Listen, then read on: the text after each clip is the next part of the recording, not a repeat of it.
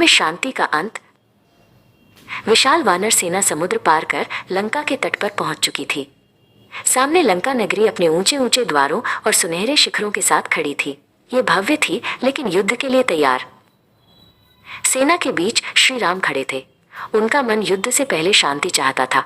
उन्होंने अपनी प्रतिज्ञा याद रखी, धर्म की रक्षा। उन्होंने सोचा एक अंतिम प्रयास शांति के लिए।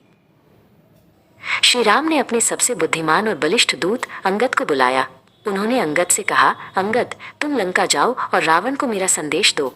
उसे कहो कि वो सीता माता को सम्मान पूर्वक लौटा दे और युद्ध से बचे। अंगद श्री राम का संदेश लेकर रावण के भव्य दरबार में पहुंचे। दरबार सोने से चमक रहा था और राक्षस योद्धा अपनी शक्ति का प्रदर्शन कर रहे थे। अंगद निर्भीक होकर रावण के सामने खड़े हो गए। अंगद ने स्पष्ट शब्दों में कहा, हे रावण, मेरे स्वामी श्री राम तुम्हें अंतिम अवसर दे रहे हैं। युद्ध से पहले सीता माता को सम्मान पूर्वक लौटा दो और अपने कृत्य के लिए क्षमा मांगो।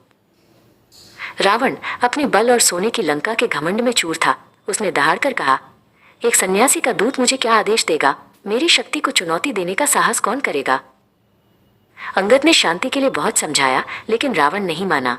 अंगद ने रावण को उसकी आसन्न मृत्यु की चेतावनी दी और कहा, तुम्हारा अहंकार ही तुम्हारी लंका का विनाश करेगा। अंगद वापस श्री राम के पास पहुंचे और रावण के अहंकार और अस्वीकृति की खबर दी। उन्होंने कहा, हे प्रभु, रावण ने शांति के सभी प्रस्ताव ठुकरा दिए हैं। श्री राम ने गहरी सांस ली। शांति का मार्ग बंद हो चुका था। उनके चेहरे पर अब एक नया संकल्प था। उन्होंने अपनी सेना की ओर देखा। अब केवल एक ही रास्ता बचा है, माइनस युद्ध। श्री राम ने गरजते हुए अपनी सेना को आदेश दिया, युद्ध की तैयारी करो। धर्म की स्थापना के लिए और माता सीता को वापस लाने के लिए अब लंका पर आक्रमण होगा। वानर सेना ने एक साथ गर्जना की, युद्ध के लिए तैयार।